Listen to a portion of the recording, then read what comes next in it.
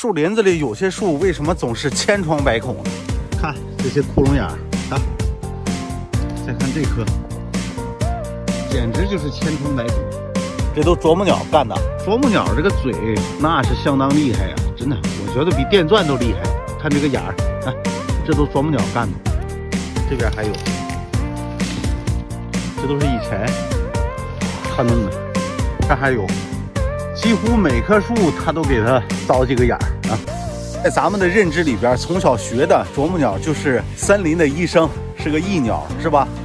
但是呢，我觉得它挺混蛋的，它把树凿成这样，每凿一个眼儿，到时候这块就会结一个疤。不过眼儿太多，那风一大，这棵树就吹断了，就倒了。当然，这是它的一个生存手段，它总得吃饭是吧？咱又不能不让它凿啊！大家只要知道树上的窟窿就是它干的就行了。临走之前还发现个木耳，没白来。